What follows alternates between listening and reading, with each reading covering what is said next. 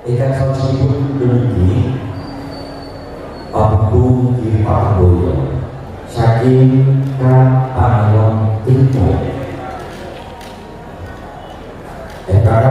Kapangon Timur Kondek lampahan Panteni Kegayuhan Cekain Cardos Rasa kepinginan terbunyi Marang panusulan dan bisa merupakan obat lan sopoba alamun wong kang den tresnani padahal kok tak curika budi candra sapa wae kang ora nurut marang kekawani bakal ketako dadi satu tumrap kawuhan mula bakal terkenal ini waktu langsung sopo sing bakal miturut marang kekawani bakal dipoyake uripe sak bejo cari wong kawani luwih bejo wong kang eling lawan waskodo watake bakal sirna Panteni Kegayuhan kanthi penulis naskah Kelen Purwanto, sutradara Ayu Pinang Pratiwi, penata ringan Markus, penata Busana Turniati, penata artistik Supriyanto. Dewan Pembijikan Syahadat Kehormatan Kaustian Pergatan Irpatunggo Sampun Samakto Porohargo Sampun Siyogo Kados Budi Papari Lampahan Panteni Kegayuhan saking Pamukri Patemboyo Kapanewon Trimo Kula tamundur saking Kansawa Sekawan Tikun Kali Setunggal Sugeng Amriksani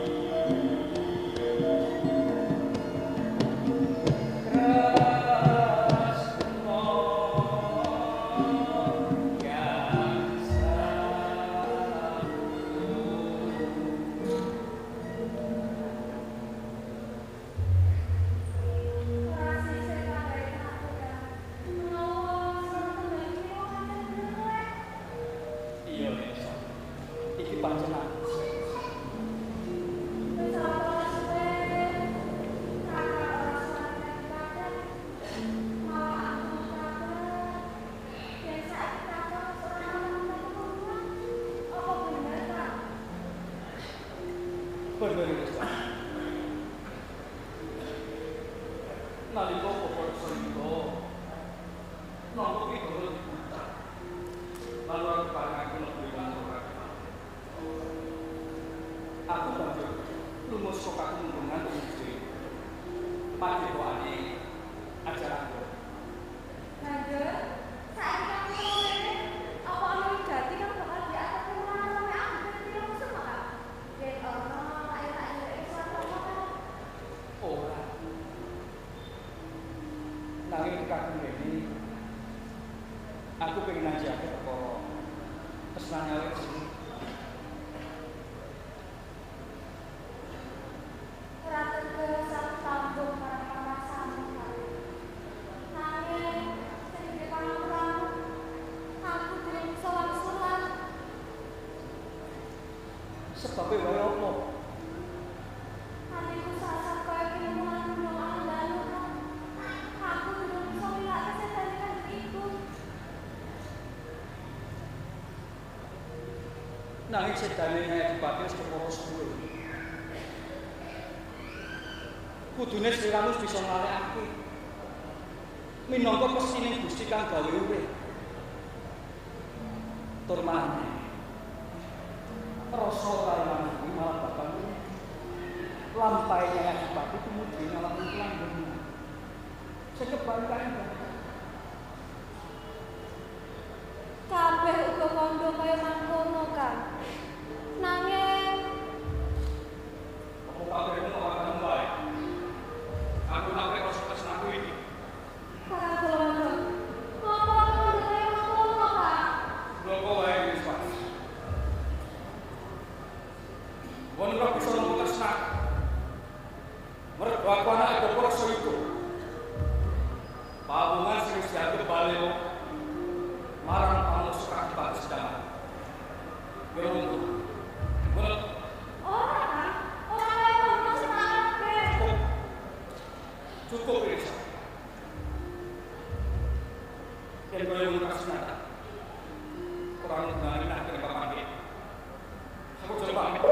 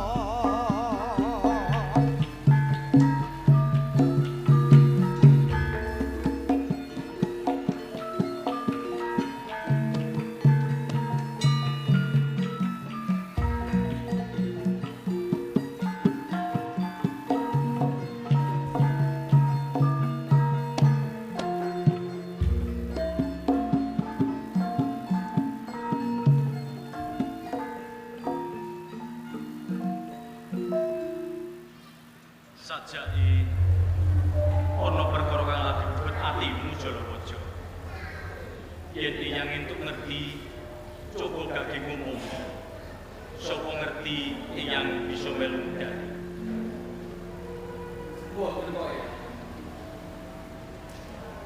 Kula namung nembe nyawang bulan kang dadane.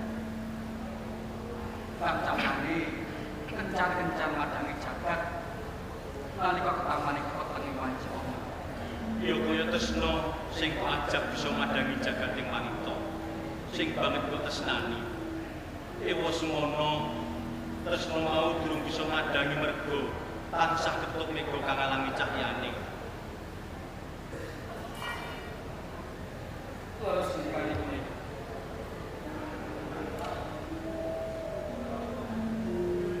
Wonten bego ingkang alang-alang kesok kula dhateng wanita menika. Jalaran kula anake Bapak Sarita. Pawongan kang sampun dianggep balen marang panusa Adipati sekarang. Aja mesti timbake mandhat Jalawaja. Mergo sing anggere bener durung dibereng kabeh liyan. Tresna ora bisa kok peksa karepen milih kaya ngene banyu. Kabeh mau bakal tumuju marang tetepake ora bakal palsu garis mesti ning Gusti nggih. Nuwun. Monggo.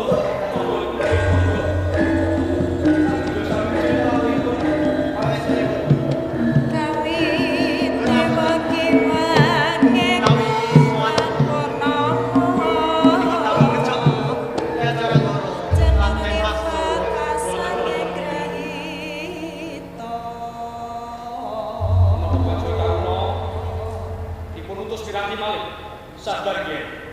Karepen iki menggono sakto. Boten kok. Kula pancen diutus lajeng kanthi. Supados sami warna nilikaken sedo. Bopo kenging menapa, Pak? Kakang sedo sedo. Bopo sedo.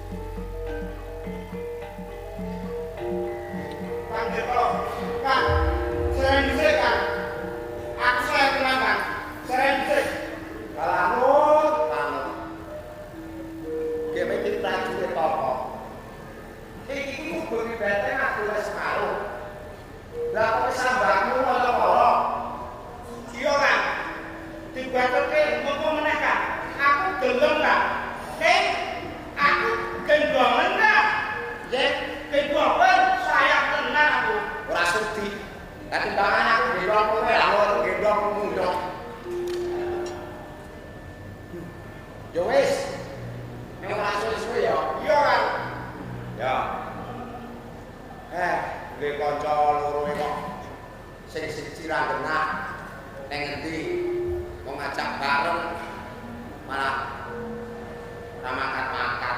Lah iki panut hakim bengi semene kaya wis sambate kaya ngono. Oh alah. Iki sajine to-to. Loh. Panut. Loh.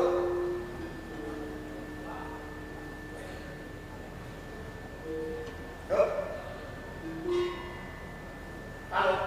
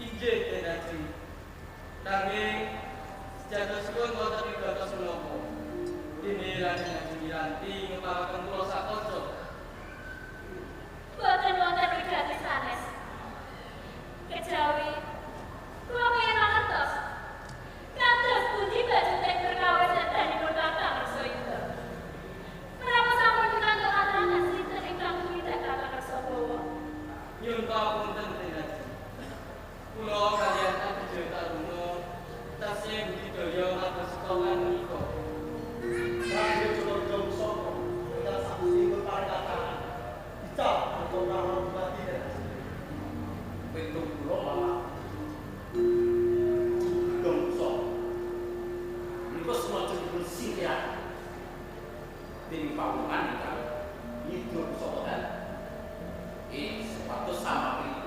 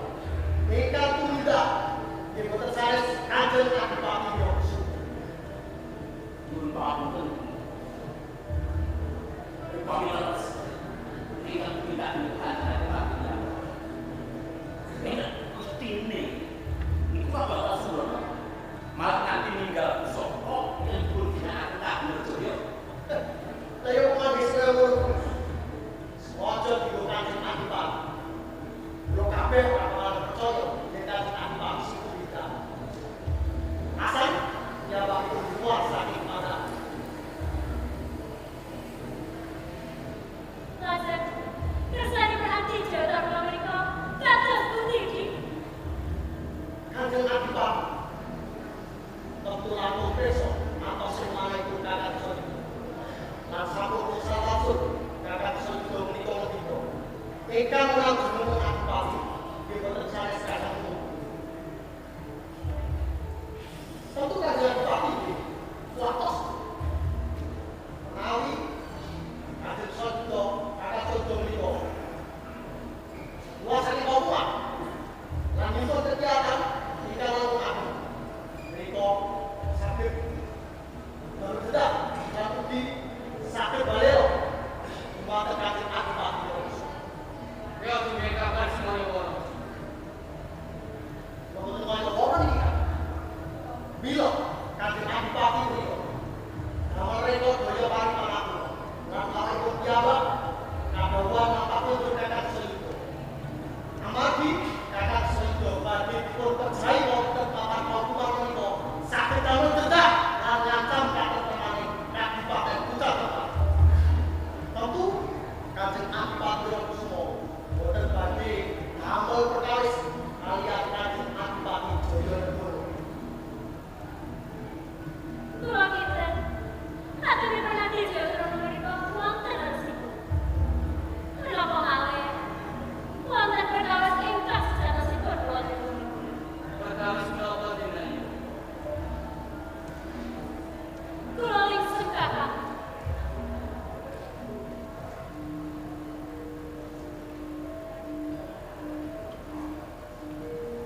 Kanjeng Adipati uga ngersakaken kula supados purun dados garwanipun.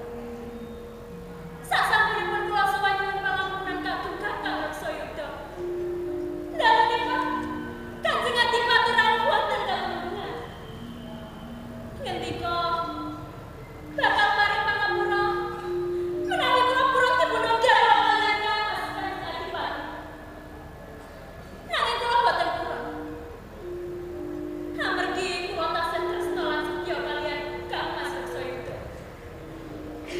Amargi kecocokipun Kanjeng Adipati duka.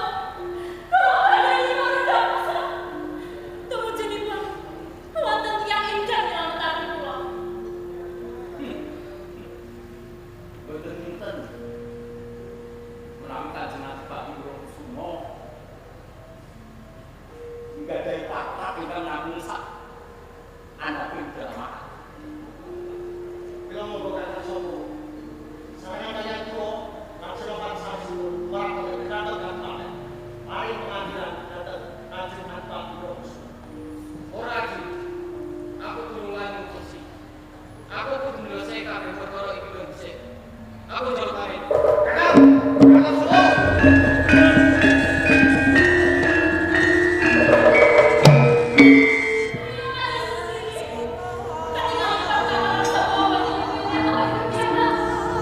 Roma Pati. Aku kudu sapa? Kabeh tak sakon Iya, kula. Ini sudah kula. Siap damel perkuburan lan Senopati. Kudu Kadipaten.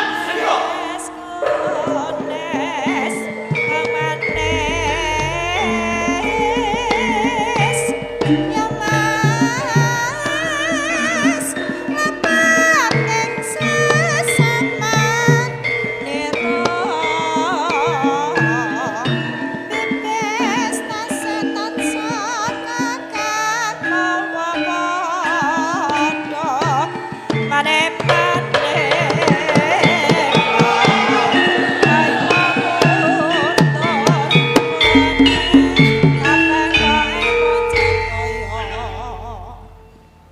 Wonten wigatos menapa panjenengan berkedaton nganti wadyabul? Ini kudu berdalam. Kowe cepet suwiken. Awipun Rama tunggu bersapa? Panjenengan boten dipun parangaken boten. ngerti yo. Aku bakal nyekel kanjeng Adipati lalu kudu disikake bener. Sedaya saged kalapak. Ya takut dulu lho sira sedaya. Parat.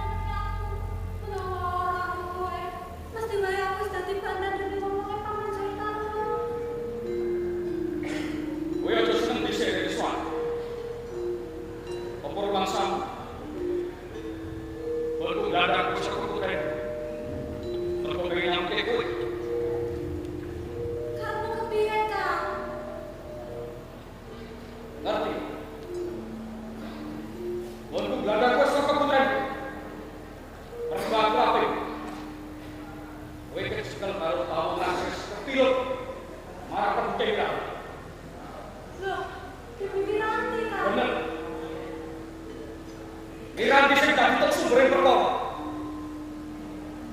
Piranti sing wis gawe rekodoi supaya Paman Jaya Taruna lan para senopati kaya entran-entrane kapak. Aku ra pengen kowe dadi pengewan-ewane piranti. Nek terus dhisik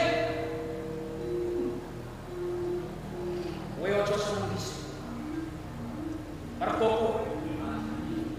tetep bakal mati. Minangka males hukum setan itu aku.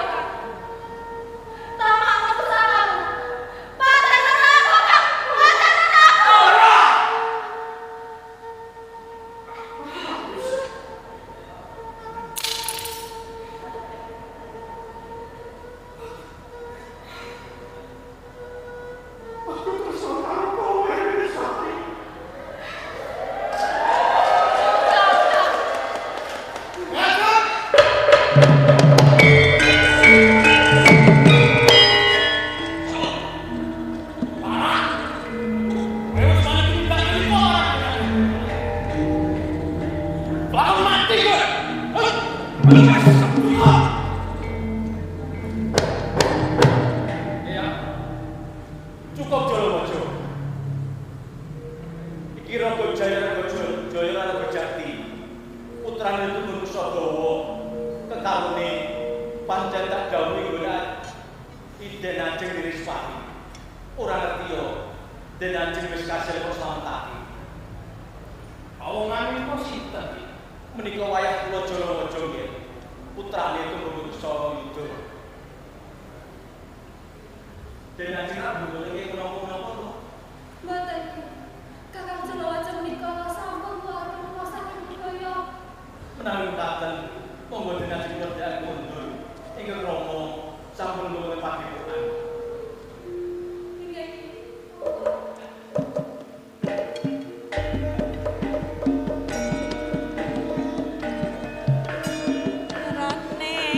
Tanggung bebesetan,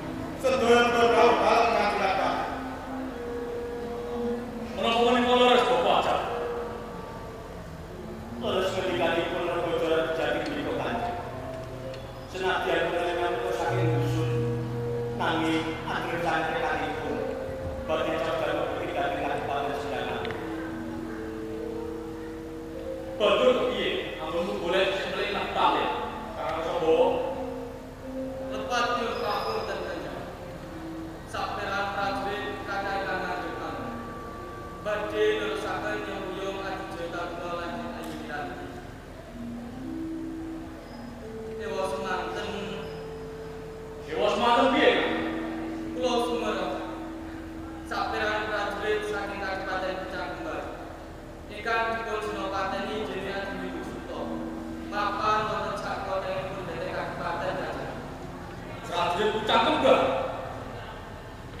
Apa kamar Bupati Jayanegara tumbal itu budaya yang Wirati?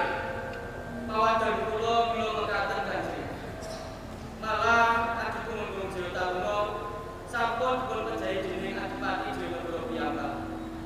Amargi boten sapunapun kaliyan Den Adiranti ingkang badhe nyawiciaken Kabupaten Jilang Arum kaliyan Pucang Kembar. Jadi Jaya Taruna kudu dadi baten Putra Wirati. Tapi menawa bener Kamar Jayanegara tumbal ingkang Wirati. Apa kakang bisa menandingi Prajurit Pucang Kembar? Tentu kemawon Kanjeng. Prajurit tandang kula ugi para neneman ingkang sampun gladi ajar. Saged nuju wangsul Kabupaten Jilang Arum saking Kandung Wijuta. Kowe ingkang suwan kakang Pati.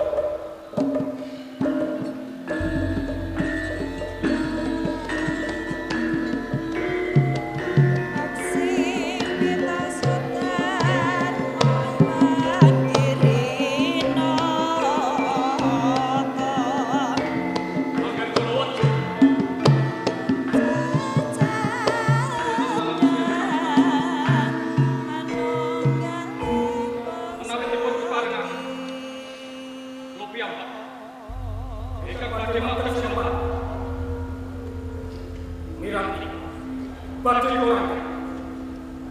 Piye Kakang Prabowo? Semoga kawicaksanan dalem Kanjeng.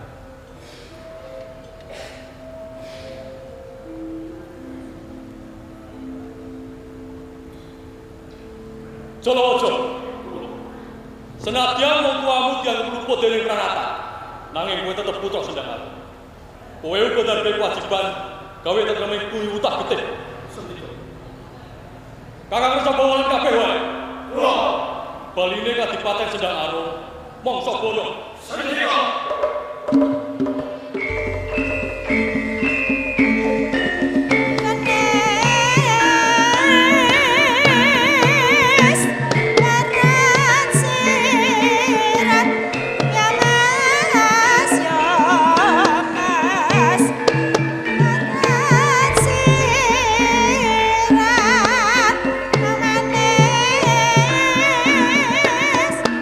Sewakan jenaya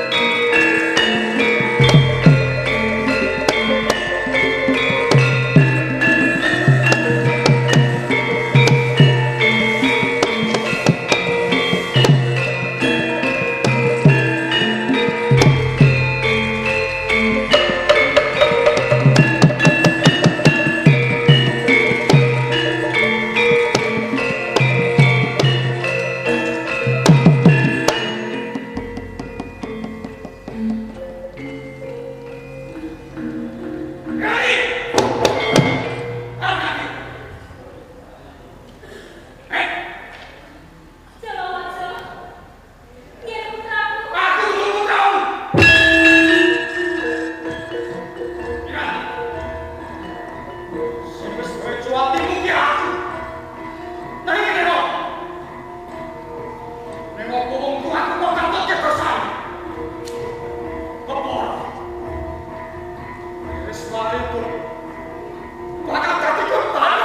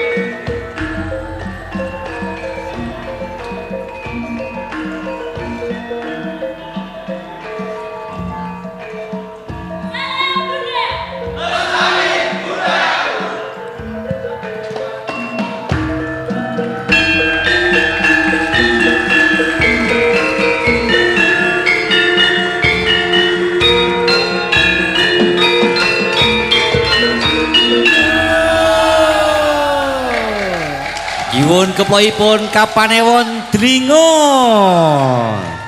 Pokoknya saka Berang Wetan.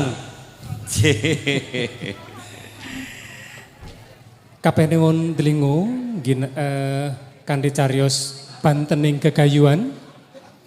Ginaken wekdal sekawan dasa kalih menit 16 detik.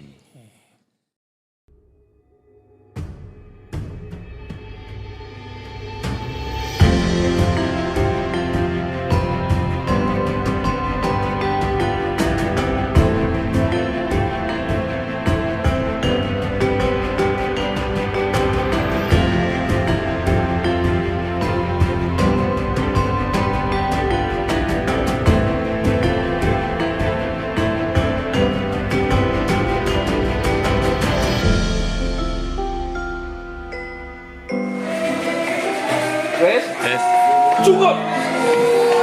Ora betul.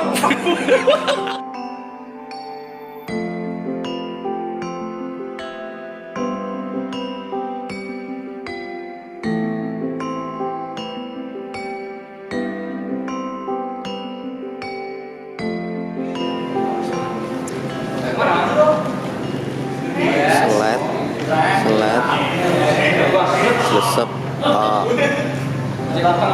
Langsung ke sini. Ngangkut kecil-kecil ora itu. Oh ya. Mana ya? Benar tak begini. Lanjut. Enggak ngomong. Belum. Wes. Mati kowe.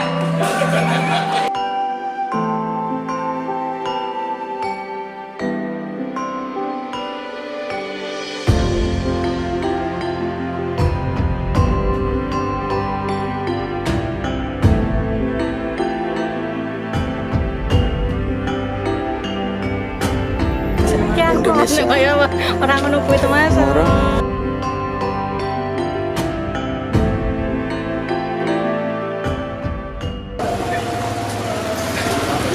Gimana Mas?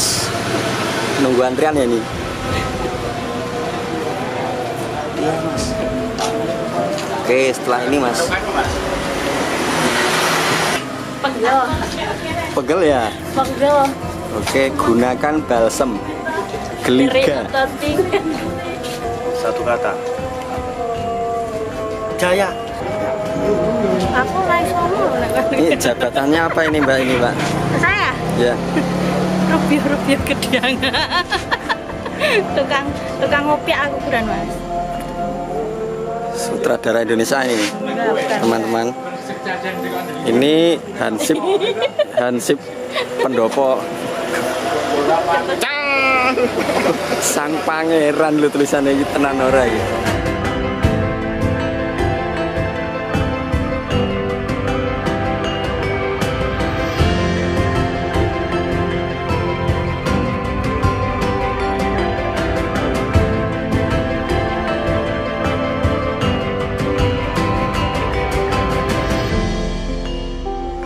Pokoknya tetap semangat konco-konco, mungkin sasap terus bisa prestasi yang luar biasa, pengalaman itu luar biasa.